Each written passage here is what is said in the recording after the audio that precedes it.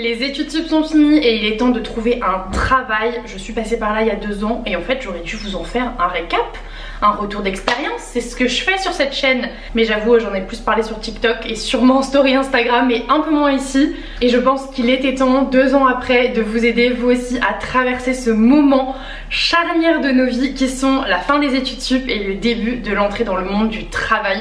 Je sais que c'est terrifiant et surtout ça peut mettre du temps. Si vous aussi vous avez fait du marketing et de la com, on sait qu'il y a beaucoup de concurrence, mais ça ne veut pas dire que vous ne trouverez pas un emploi. Je vais d'abord vous faire un petit retour dans le temps pour vous expliquer comment ça s'est passé pour moi, vous partager mon expérience en espérant que ça résonne chez vous et peut-être que ça calme un peu vos craintes. Pour rappel, moi j'ai terminé mes études en IAE avec un master management international, management marketing international. Je trouve que le nom il claque, voilà, il claque sa mère. Je l'ai pas choisi pour le nom, je l'ai choisi pour les destinations Erasmus. Voilà, ça en dit long sur qui je suis. Mais le nom claque, voilà. Et au final, qu'est-ce que je fais aujourd'hui? Bien autre chose. J'ai terminé mes études il y a 2 ans de ça. J'ai terminé avec un stage chez Orange. Je pense que vous l'avez suivi. J'ai fait un stage en publicité qui m'a énormément plu. Moi, ma vocation, ce que je voulais faire à la fin de mes études, c'était bosser dans la pub télé, faire des publicités télé. Vraiment je trouve que c'est comme faire des mini-films, tu transmets des émotions, le avant est incroyable, genre vraiment tu choisis des acteurs, un scénario, un lieu, genre vraiment j'aimerais bosser dans le cinéma en fait, voilà, il faut le dire. Sauf que j'ai pas du tout fait une formation pour, mais je trouve ça tellement stimulant. J'ai terminé mes études et j'ai commencé évidemment à chercher un stage en amont, puisque moi je suis une grande stressée, j'ai envie de tout contrôler, j'ai envie que tout se passe bien. Et surtout dans ma personnalité, si vous ne le saviez pas, il y a un gros trait de ma personnalité qui est de vouloir faire les meilleurs choix tout le temps. Mais genre ça peut être pour choisir le meilleur pain au chocolat du coin, hein. C'est d'ailleurs pour ça que je me suis reconvertie en ce moment sur les réseaux pour chercher par exemple les meilleurs cookies de France. Je prends ça très au sérieux, voilà, c'est une tâche que je me suis assignée. Je prends ça très au sérieux, voilà, ne cherchez pas à savoir pourquoi. Je suis quelqu'un dans la vie, j'ai toujours envie de faire les meilleurs choix, sauf que bah les meilleurs choix que tu fais, ça peut aussi être des mauvais choix sur le moment, sur l'instant T. Et en fait ça peut être le meilleur choix parce que tu vas en apprendre des choses. J'ai aussi cette tendance qui en vrai a prouvé ses résultats, hein. Le fait de toujours me mettre vraiment la pression pour trouver les meilleures choses, bah, c'est vrai que souvent je m'en sors pas trop mal. Et à la fois ça me met une pression de dingue qui n'est pas nécessaire en quotidien. Donc quand la fin de mon stage a approché en mai, en fait mon stage s'est terminé officiellement mi-juillet je crois. Dès le mois de mai j'ai commencé à chercher, sauf que je m'y suis prise trop tôt et que la plupart des entreprises voulaient m'embaucher pour fin juin, donc j'étais pas dispo et ne voulaient pas attendre 2 semaines. Donc ça c'était leur problème en fait, j'ai envie de vous dire. Et du coup ça a décalé tout. Ça a fait qu'à la fin de mon stage bah j'avais pas vraiment de piste en fait. Et que bah, je postulais en masse. J'avais prévu de partir en vacances juste après mon stage, donc c'est ce que j'ai fait en fait. J'avais pas de pas partir en vacances. J'avais aussi l'écriture de mon mémoire. Donc je savais que pendant 1 mois j'allais être à fond dans l'écriture de mon mémoire, c'était pas grave si je commençais pas un taf, j'allais faire un peu de temps off. Après 6 mois avoir débuté un emploi en tant que stagiaire qui était quand même assez conséquent, je trouvais ça chouette, c'était un peu des mini vacances, j'ai bien aimé. Mais j'ai commencé aussi beaucoup à stresser, sachant que je recevais énormément de lettres de refus. Là aussi sur TikTok je vous les ai partagées en masse. Et ça a résonné chez plein de gens parce que c'est vrai qu'on reçoit rarement des feedbacks expliquant pourquoi on ne nous prend pas, c'est des lettres automatiques. Moi en vrai j'étais déjà contente de recevoir un refus, ça voulait dire qu'on avait lu mon CV, enfin qu'il était rentré dans une machine même si je recevais un mail automatique. Je passe quand même pas mal d'entretiens juillet-août, mais je comprends qu'en fait les managers et les RH sont en vacances pendant cette période là et que donc tous les processus vont être très longs. Ça a été le cas, il y a des processus qui ont pris 1 mois et demi, notamment mon processus pour Ikea. D'ailleurs si vous vous en souvenez, j'ai pas accepté chez Ikea au début. Je suis revenue chez eux après, mais au début j'ai dit no thanks. Notamment parce que le processus avait été trop long. J'avais été contactée mi-juillet pendant mes vacances à Fuerteventura et j'ai eu le oui pour mon CDI mi-septembre. Sauf que en fait ce qui s'est passé pendant ce laps de temps, c'est que j'ai passé beaucoup d'entretiens, j'ai refusé des postes et n'hésitez pas à refuser. Je sais que quand on est jeune on se sent pas de refuser, on nous conseille même souvent d'accepter la première chose qui se pointe. Faites confiance à votre gut feeling, à ce que vous sentez quand vous passez les entretiens. Déjà en entretien, les RH et les managers montrent beaucoup de ce qu'ils sont et de ce qu'ils seront. Et bah ne l'ignorez pas en fait. Moi j'ai refusé des postes qui sur le papier étaient hyper clinquants, genre agence de luxe, nanana. Ouais mais le mec m'appelait de New York, hein. Le mec m'appelait en visio de New York, j'avais les buildings. Donc ça m'allèche, moi je suis là, j'ai 24 ans, 23, je sais plus quel âge j'avais, j'étais jeune. Et là il me montre l'Empire State Building. Je me dis oui, j'ai envie. Sauf que c'était pour un poste à Paris où on allait être 2 pour représenter la boîte, c'était bancal. Mais quand je vous dis bancal, bancal.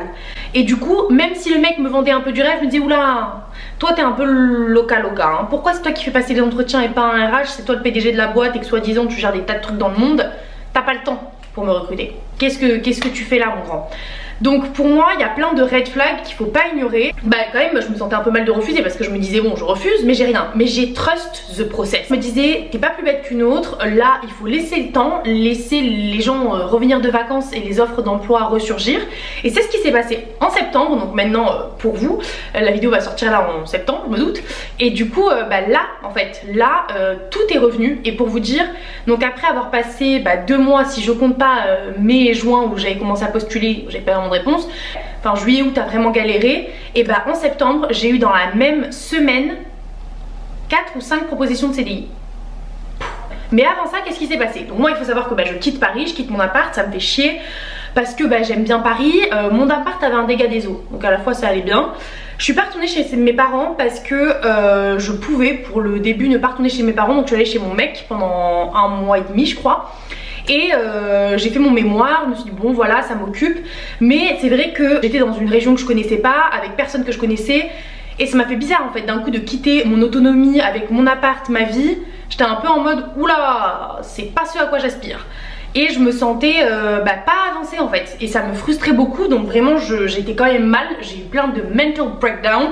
Des moments où je pleurais, où j'étais énervée, où...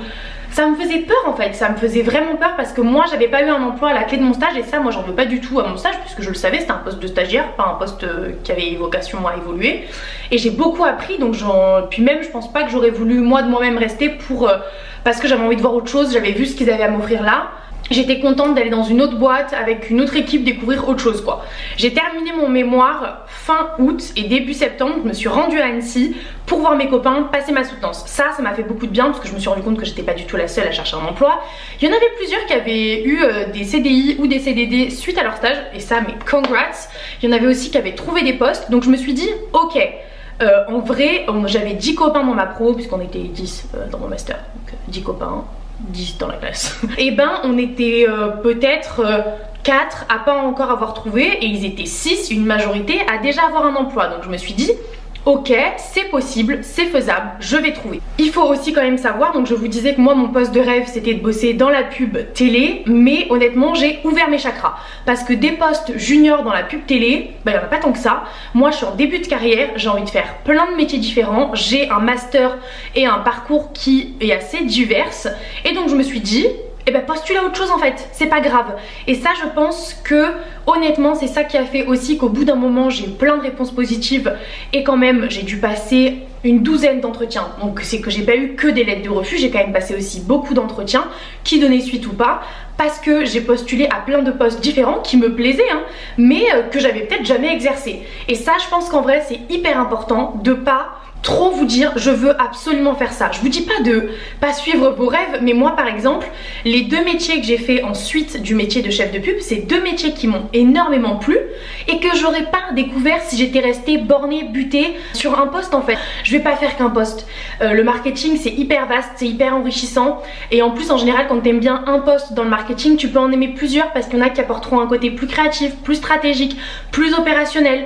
Et franchement moi c'est ce que je vous conseille, c'est de tabler sur une liste en fait de métiers et vous verrez une fois que vous êtes dans l'entreprise et que vous découvrez ces métiers, soit ça va vous plaire et vous allez vouloir vous lancer encore plus longtemps dedans, soit ça va pas vous plaire mais en rentrant dans l'entreprise vous en découvrez un autre qui va vous plaire. Donc vraiment ne vous mettez pas trop la pression sur la durée que vous mettez à trouver un poste, sur le nombre d'entretiens que vous passez et peut-être qui ne donnent pas suite. Il n'y a pas de règle, c'est pas gravé dans le marbre. Comme je vous disais donc moi donc là je finis mon master, je retourne à Nancy, je fais la synthèse de mon mémoire, je sais plus comment ça s'appelle. Bon, je leur parle de mon mémoire, quoi, tout se passe bien, j'ai une note et là je me dis, on fait quoi ma grande?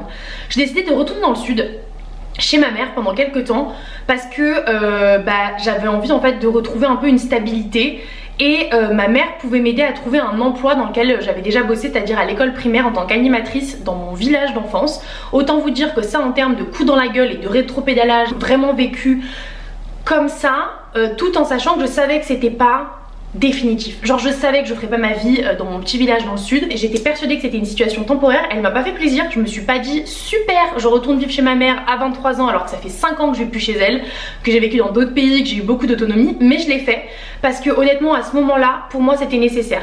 Je pouvais pas, enfin voilà, je sais que j'ai quitté Paris, j'étais triste, mais je me suis dit je vais y retourner à Paris, c'est pas grave, valait mieux ça plutôt que continuer à payer un loyer dans le vent. J'ai fait un taf alimentaire avant de retrouver un emploi, ça m'a encore plus donné envie de me bouger le cul à trouver un taf, de faire un taf qui était pas le mien. J'adore bosser avec des enfants mais c'est épuisant, je sais pas si vous l'avez déjà fait, moi je l'avais déjà fait pour des vacances et croyez-moi quand j'ai signé ce contrat, ils savaient que c'était pour une durée limitée parce qu'ils savaient que j'étais en recherche d'emploi dans ma branche, et ben ça a tout j'ai l'impression déclenché parce que j'ai commencé début septembre et j'ai bossé 2 semaines.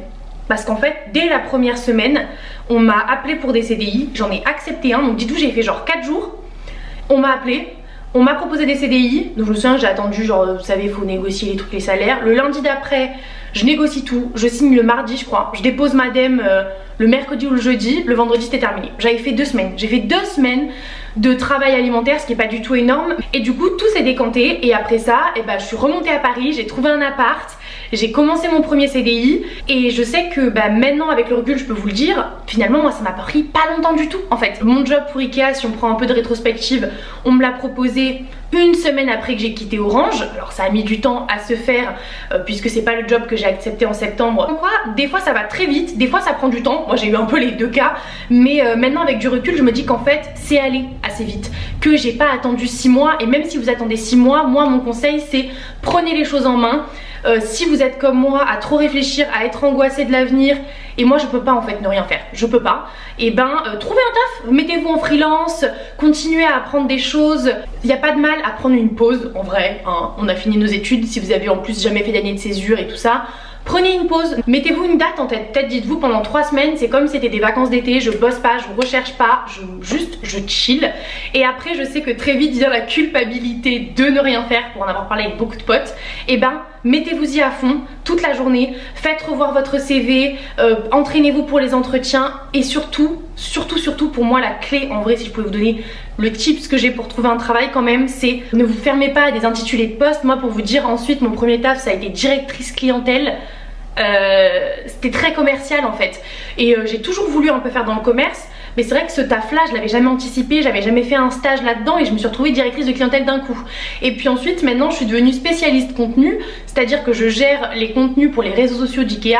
J'avais jamais fait un stage dans le social media, alors oui je gère mes réseaux, mais j'avais rien sur mon CV à part ça qui montrait ma connaissance des réseaux sociaux. Heureusement ça a suffi, mais je savais pas du tout si ça allait me plaire de le faire pour une entreprise, et même je vais vous dire je pensais que ça ne me plairait pas, parce que je bosse tellement sur les réseaux toute la journée pour moi que je me disais mais si je le fais pour une boîte je vais devenir zinzin, et en fait non, en fait j'adore, parce qu'en fait c'est quelque chose que j'aime bien et que j'aime bien apporter aux entreprises avec mon expertise, ma connaissance, et au contraire ça me fait kiffer. J'ai envie de vous dire même maintenant, je pense que la pub télé me plairait toujours autant, mais maintenant que j'ai mis les pieds dans l'entreprise, je pense qu'en fait c'est les relations presse qui me plaisent vraiment, parce qu'on crée une relation long cours avec les agences, les journalistes, les influenceurs, et vous voyez en fait c'est parce que j'ai mis les pieds dans un métier qui au début je voulais même pas en entendre parler, ça se rapproche d'un autre métier qui en fait me fait hyper kiffer.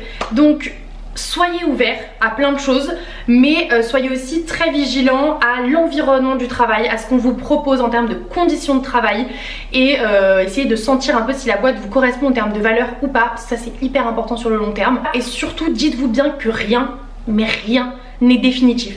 Surtout dans notre génération, moi ce serait vous mentir que de vous dire que je ne pense pas à quitter mon taf tous les 4 matins. J'ai toujours envie de faire quelque chose de nouveau, de tester une nouvelle boîte, d'aller dans un nouveau pays, dans une nouvelle ville, genre vraiment. En fait ça après je pense que c'est aussi lié un peu aux personnalités. Moi je suis toujours exaltée par la nouveauté, pour tenter des nouvelles choses, et je sais que me dire que rien n'est définitif et que c'est juste une nouvelle expérience que j'engendre, et ça me soulage en fait, parce qu'en plus il m'a fallu du courage en vrai pour quitter ma première boîte, je vais pas vous mentir, c'était un peu un pari risqué que je ne regrette pas du tout.